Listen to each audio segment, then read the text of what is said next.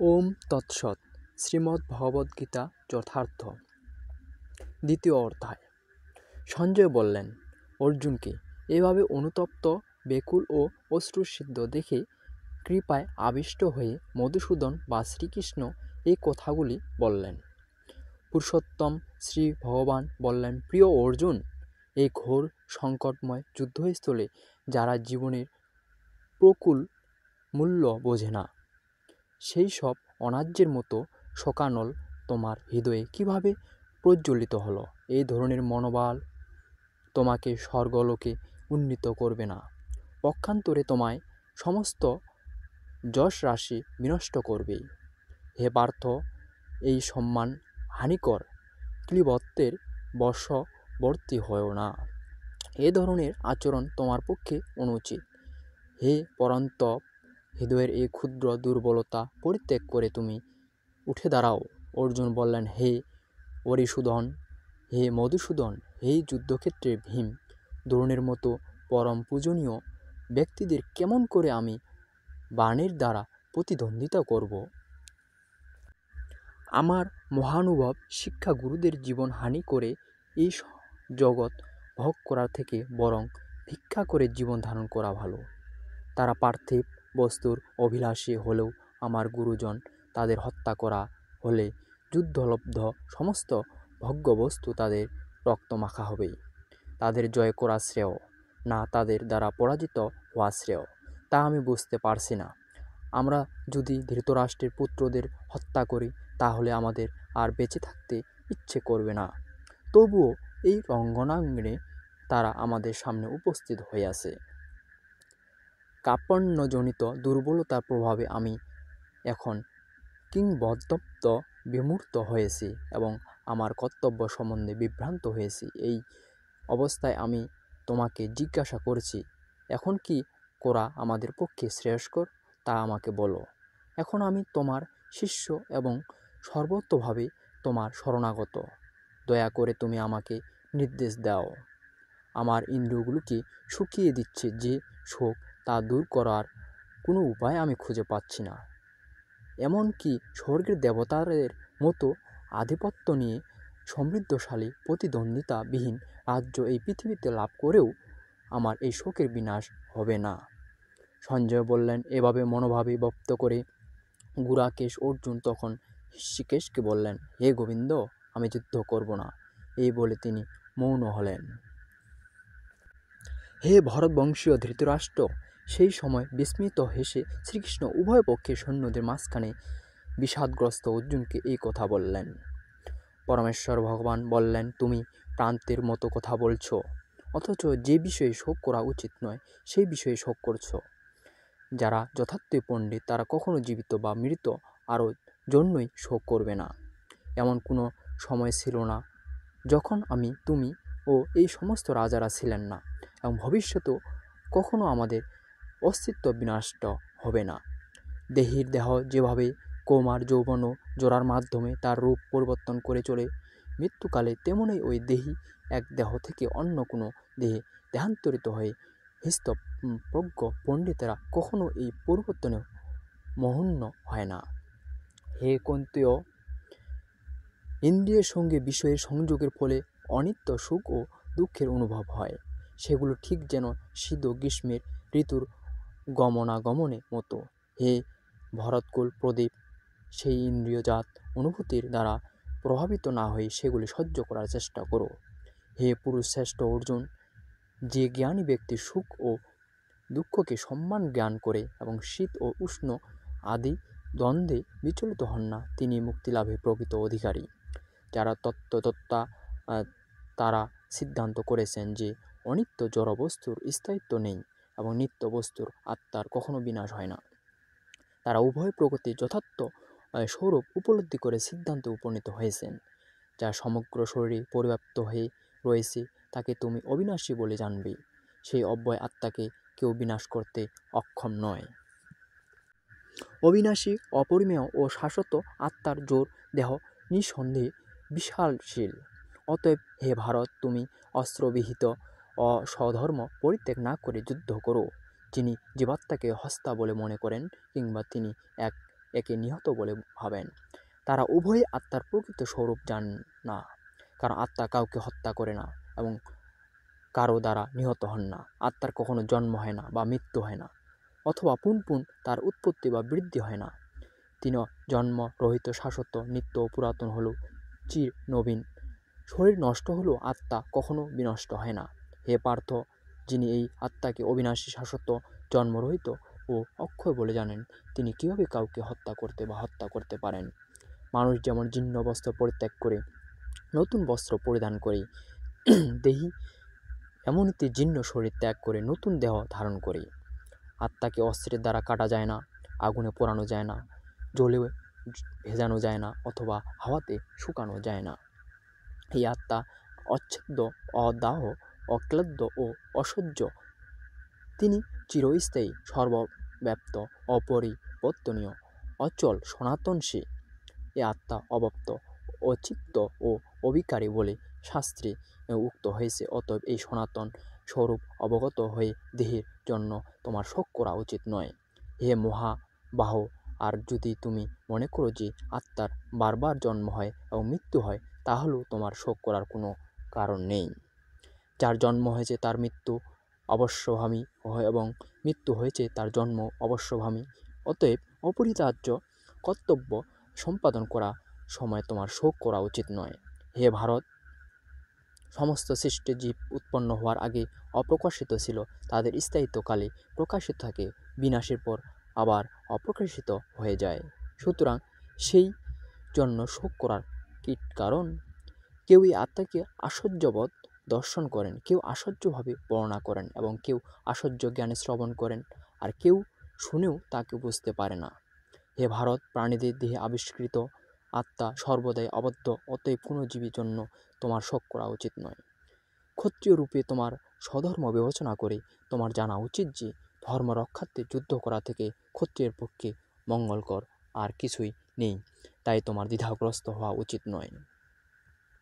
হে পার্থ, স্বর্গদ্বার উন্মোচনকারী এই প্রকার ধর্মযুদ্ধে অংশগ্রহণ করার সুযোগ না চাইতেও যে সব ক্ষত্রিয়দের কাছে আসে, তারা সুখী হন।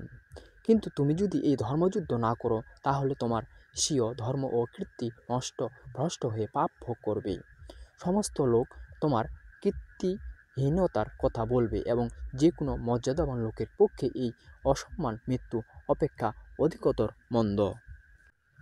সমস্ত মহারথীরা মনে করেন যে তুমি ভয় পেয়ে যুদ্ধক্ষেত্র পরিত্যাগ করছো এবং তুমি যাদের কাছে সম্মানিত ছিলে তারাই তোমার তুচ্ছ তাচ্ছিল্য জ্ঞান করবে। তোমার শত্রুরা তোমার সামর্থ্যের নিন্দা করে বহু অকথ্য কথা বলবে। তার চেয়ে অধিকতর দুঃখদায়ক তোমার পক্ষে আর কি হতে পারে? হে কুন্তিপুত্র, এই যুদ্ধে নিহত হলে তুমি স্বর্গ লাভ করবে, আর জয়ী হলে পৃথিবী ভোগ করবে। অতএব যুদ্ধের জন্য দৃঢ় সংকল্প হয়ে উথিত হও। সুখ দুঃখ, লাভ ক্ষতি ও জয় পরাজয়কে সমান জ্ঞান করে তুমি যুদ্ধের নিমিত্ত যুদ্ধ করো, তাহলে তোমার পাপভোগী হতে হবে না। হে পার্থ, আমি তোমাকে অসংখ্য যোগের কথা বললাম, এখন ভক্তিযোগ সম্বন্ধিনী বুদ্ধির কথা শ্রবণ করো, যার দ্বারা তুমি কর্মবন্ধন থেকে মুক্ত হতে পারবে। ভক্তিযোগের অনুশীলন কখনো ব্যর্থ হয় না এবং তার কোনো ক্ষয় নেই। তার স্বল্প অনুষ্ঠানও অনুষ্ঠাতাকে সংসাররূপে মহাভয় থেকে পরিত্রাণ করে। যারা এই পথ অবলম্বন করেছে তাদের নিশ্চয়তা বুদ্ধি একনিষ্ঠ। হে কুরু নন্দন, অস্থির চিত্ত অকাম ব্যক্তিদের বুদ্ধি বহু শাখা বিশিষ্ট ও বহুমুখী। অবিবেক জর্জিত লোকে বেদের পুষ্পিত বাক্যে আসক্ত হয়ে স্বর্গসুখ ভোগ, উচ্চগুলি জন্ম, ক্ষমতা লাভ আদি সকাম কর্মেই জীবনের চরম উদ্দেশ্য বলে মনে করে। ইন্দ্রিয় সুখ ভোগ ও ঐশ্বর্যের প্রতি আকৃষ্ট হয়ে তারা কথা বলে এবং ঊর্ধ্বে আর কিছুই নেই। যার ভোগ ও ঐশ্বর্য সুখে একান্ত আসক্ত, সেই সমস্ত বিবেক বর্জিত মূঢ় ব্যক্তিদের বুদ্ধি সমাধি অর্থাৎ ভগবানের একনিষ্ঠতা লাভ হয় না। বেদে প্রধানত জোড়া প্রকৃতির 3টি গুণ সম্বন্ধে আলোচনা করা হয়েছে। হে অর্জুন, তুমি সেই গুণগুলিকে অতিক্রম করে নির্গুণ করে অধিষ্ঠিত হও, সমস্ত দ্বন্দ্ব থেকে মুক্ত হও এবং লাভ ক্ষতি ও আত্মারক্ষার সুনির্দিষ্ট থেকে মুক্ত হয়ে আধ্যাত্ম চেতনা অধিষ্ঠিত হও। ক্ষুদ্র জলাশয়ে যে সমস্ত প্রয়োজনে সাধিত হয়, সেগুলো বৃহৎ জলাশয় থেকে আপনা হতেই সাধিত হয়ে যায়। তেমনি ভগবানের উপাসনার মাধ্যমে তিনি পরমব্রহ্মের জ্ঞান লাভ করে সব কিছু উদ্দেশ্য উপলব্ধি করেছেন, তার কাছে সমস্ত বেদের উদ্দেশ্য তো সাধিত হয়েছে।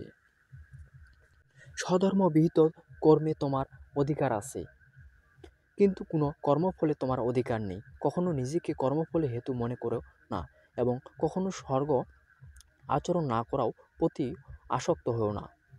হে অর্জুন, ফলভোগের কামনা পরিত্যাগ করে ভক্তি যোগস্থ হয়ে স্বধর্মবিহিত কর্ম আচরণ করো। কর্মে সিদ্ধ অসিদ্ধ সম্বন্ধে যে সমবুদ্ধি তাকেই যোগ বলা হয়। হে ধনঞ্জয়, বুদ্ধিযোগ দ্বারা ভক্তির অনুশীলন করে সকাম কর্ম থেকে দূরে থাকো এবং সেই চেতনায় অধিষ্ঠিত হয়ে ভগবানের শরণাগত হও। যারা তোমার কর্মের ফল ভোগ করতে চায় তারা কৃপণ। যিনি ভক্তির অনুশীলন করে তিনি এই জীবনে পাপ পুণ্য উভয় থেকে মুক্তি হন। অতএব তুমি নিষ্কাম কর্মযোগের অনুষ্ঠান করো, সেটি হচ্ছে সর্বজ্ঞ কর্মশিখল। মনীষীগণ ভগবানের সেবায় যুক্ত হয়ে কর্মজাত ফল ত্যাগ করে জন্মমৃত্যুর বন্ধন থেকে মুক্ত হন। এভাবে তারা সমস্ত সুখ দুঃখের দুর্দশার অতীত অবস্থা লাভ করে। অতএব পরমেশ্বর ভগবানে অর্পিত নিষ্কাম কর্ম অভ্যাস করতে করতে যখন তোমার বুদ্ধি মহারূপ গভীর অরণ্যকে সম্পূর্ণরূপে অতিক্রম করবে, তখন তুমি যা কিছু শুনছ এবং যা কিছু স্মরণীয় সেই সবের প্রতি সম্পূর্ণরূপে নিরপেক্ষ হতে পারে।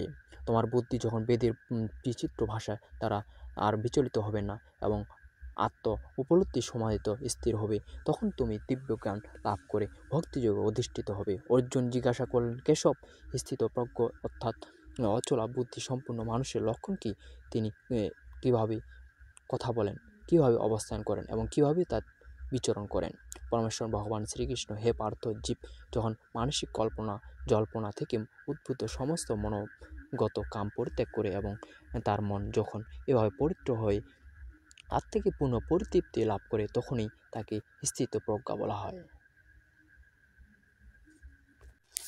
ত্রিতাপ দুঃখ উপস্থিত হলেও যার মন উদ্বিগ্ন হয় না, সুখ উপস্থিত হলেও যার স্পৃহা হয় না, এবং যিনি রাগ ভয় ক্রোধ থেকে মুক্ত, তিনি স্থিত হইতে অর্থাৎ স্থিত প্রজ্ঞা। জড় জগতে যিনি সমস্ত জড় বিষয়ে আসক্তি রহিত, তিনি প্রিয় বস্তু লোভে আনন্দিত হয় না এবং অপ্রিয় বিষয়ে উপস্থিত হলেও দ্বেষ করেন না, তিনি পূর্ণ জ্ঞানে প্রতিষ্ঠিত হয়েছেন। কূর্ম যখন তার অঙ্গসমূহ তার কঠিন বহিরাবরণের মধ্যে সংকুচিত করে, তেমনি যে ব্যক্তি তার ইন্দ্রিয়গুলোকে ইন্দ্রিয়ের বিষয় থেকে প্রত্যাহার করে নিতে পারে, তার চেতনা চিন্ময় জ্ঞানে প্রতিষ্ঠিত। দেহ বিশিষ্ট জীব ইন্দ্রিয় সুখ ভোগ করে নিমিত্ত হতে পারে, কিন্তু তবুও ইন্দ্রিয় সুখ ভোগের আসক্তি থেকে যায়। কিন্তু উচ্চতর স্বাদ আস্বাদন করার ফলে তিনি সেই বিষয় তৃষ্ণা থেকে চিরতরে নিবৃত্ত হন। হে কুন্তেয়, ইন্দ্রিয় সম্মুখ এই বলবান এবং ক্ষমতাকারী যে তারা অতি যত্নশীল বিবেক সম্পন্ন পুরুষের মনকে বলপূর্বক বিস্ময়ামুখে আকর্ষণ করে, যিনি তার ইন্দ্রিয়গুলোকে সম্পূর্ণরূপে সংযম করে আমার প্রতি উত্তমা ও ভক্তিপরায়ণ হয়ে তার ইন্দ্রিয়গুলোকে সম্পূর্ণরূপে বশীভূত করেছেন, তিনি স্থিতি প্রজ্ঞা। যিনি তার ইন্দ্রিয়গুলোকে সম্পূর্ণরূপে সংযত করে আমার প্রতি উত্তমা ভক্তিপরায়ণ হয়ে তার ইন্দ্রিয়গুলোকে সম্পূর্ণরূপে বশীভূত করেছেন, তিনি স্থিতপ্রজ্ঞ। ইন্দ্রিয়ের বিষয়সমূহ সম্বন্ধে চিন্তা করতে করতে মানুষের তাতে আসক্তি জন্মায়, আসক্তি থেকে কাম উৎপন্ন হয় এবং কামনা থেকে ক্রোধ উৎপন্ন হয়, ক্রোধ থেকে সম্মোহ থেকে স্মৃতিবিভ্রম থেকে বুদ্ধিনাশ এবং বুদ্ধিনাশ হওয়ার ফলে সর্বনাশ হয়, অর্থাৎ মানুষ পুনরায় জড় জগতের অন্ধকূপে অধঃপতিত হয়। সংযত চিত্ত মানুষ প্রিয় বস্তুতে স্বাভাবিক আসক্তি এবং অপ্রিয় বস্তুতে স্বাভাবিক বিদ্বেষ করে মুক্ত হয়। তার বশীভূত ইন্দ্রিয়ের দ্বারা ভগবদ্ভক্তির অনুসরণ করে ভগবানের কৃপা লাভ করেন। চিন্ময় চেতনায় অধিষ্ঠিত হওয়ার ফলে তখন আর জড় জগতে ত্রিতাপ দুঃখ থাকে না। এভাবে প্রসন্নতা লাভ করা ফলে বুদ্ধি শীঘ্রই স্থির হয়। যে ব্যক্তি কৃষ্ণ ভাবনায় যুক্ত নয়, তার চিত্ত সংযত নয় এবং তার পারমার্থিক বুদ্ধি থাকতে পারে না, আর পরমার্থ চিন্তা বুদ্ধিশূন্য ব্যক্তির শান্তি লাভের কোনো সম্ভাবনা নেই। সেই রকম শান্তিহীন ব্যক্তির প্রকৃত সুখ কোথায়?